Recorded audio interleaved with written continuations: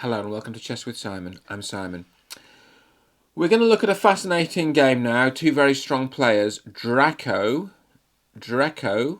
who is a member of the Cowley Chess Club, although otherwise anonymous, versus Not MaximeLagrave.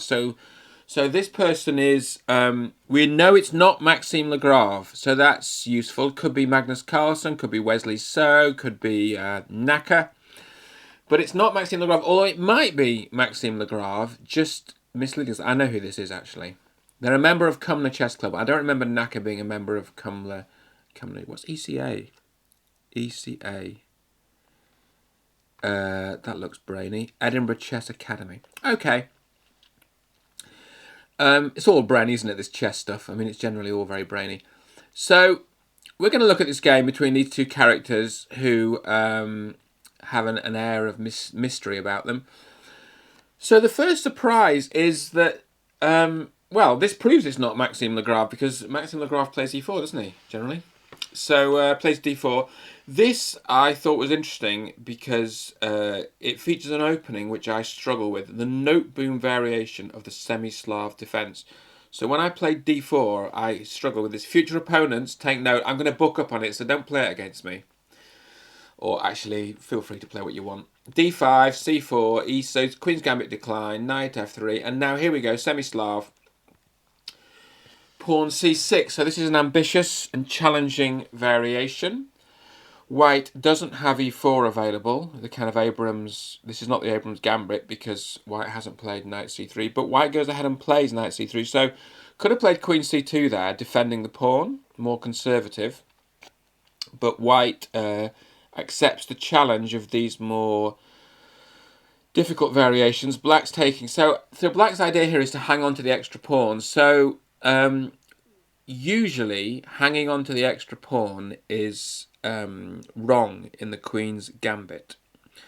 But there are lines in the Slav and the semi-Slav where Black can get away with it and indeed come out better. And this is one of them where Black can at least get away with it.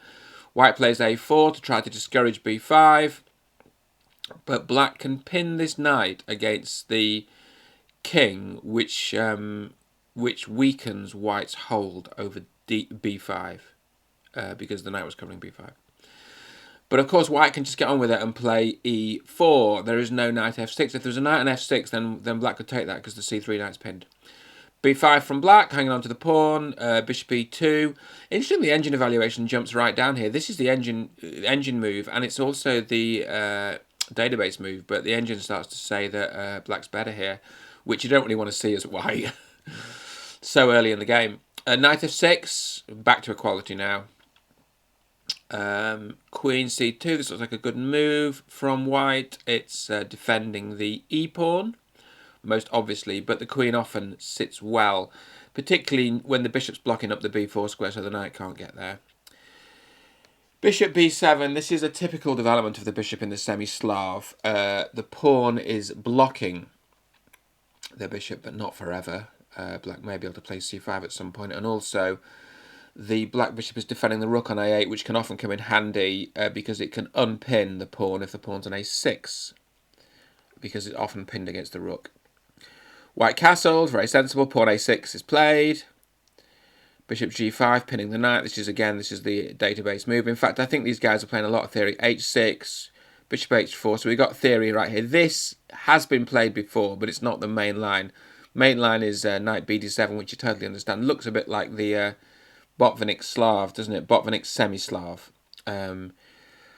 But Black's playing g5. Of course, in the Botvinnik, there's a pawn on e5, and White's taken twice on g5. None of that's happening. Bishop runs. But actually, there's three versions of this in the database, and Black does better than White on the basis of a sample of 3.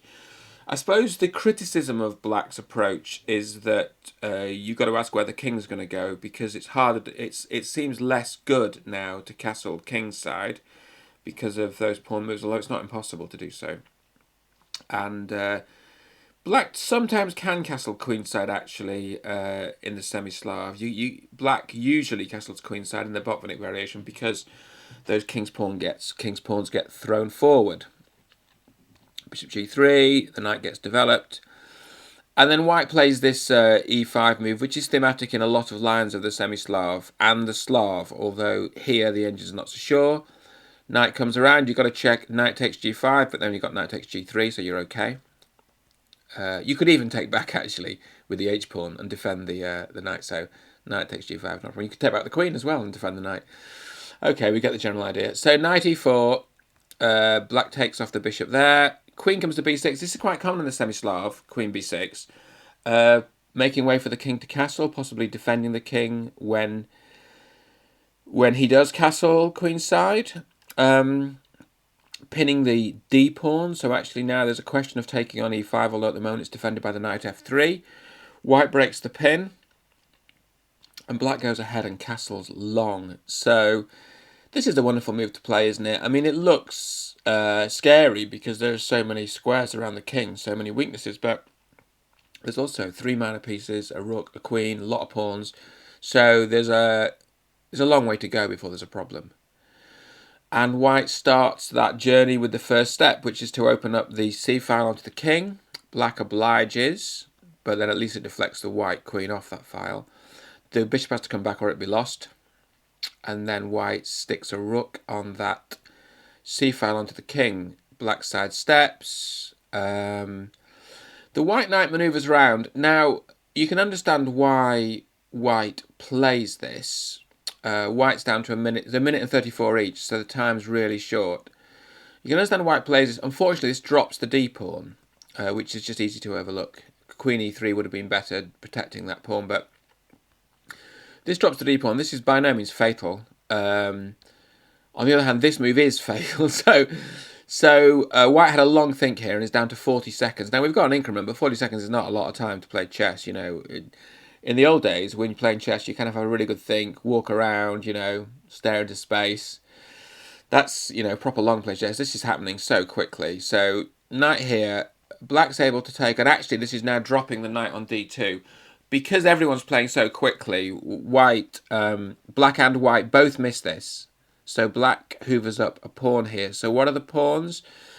Black has got some pawns advantage. I'm claiming this is 3 pawns up, but currently equal pieces, and the engine's kind of saying -3.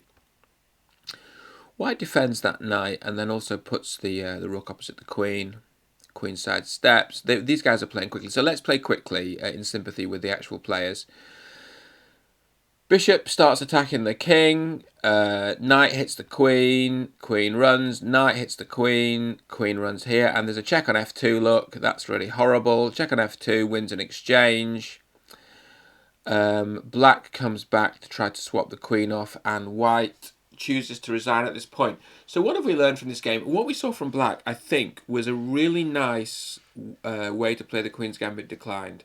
Hung on to that extra pawn, created a home for the king on the queen's side, advanced those king side pawns to gain some space, and actually it didn't really materialise into threats to the white king, but it certainly broke the pin. And I think black, you know, black just played solid tactically, played well tactically. I mean, missed it out on d2, but at that bullet level, there's lots of things get missed. I mean, it's absolutely chaotic at that kind of bullet level, so it's, you know, totally understandable. And yeah, just played a really interesting, strong game. I think I've got to look really closely at that Noteboom variation myself, as black or as white, because I just think it's a really interesting and useful variation to play, really. It's unbalanced, isn't it? I suppose, you know, typical Queen's Gambit declined, very solid and pretty balanced. And some people like that, and sometimes that's a useful line to know. But this approach is very unbalanced in a kind of King's Indian or Grunfeld kind of style, which again is often helpful and makes for interesting chess. So next stop, we're not going to look at one of MaximeLagrave's games. We're going to look at one of Not MaximeLagrave's games. I write all my own material. And I really look forward to that. We're getting into the high-rated players here, the top end of the table. Where did MaximeLagrave come in the table? I mean, this is some kind of tournament, isn't it, when you get MaximeLagrave or Not MaximeLagrave coming so high up. He came... Okay, go the right way. He came 5th, which is a wonderful achievement, and sort of joint a number of points with Eldar. So a really, really good player, and we're going to look at one of his games next.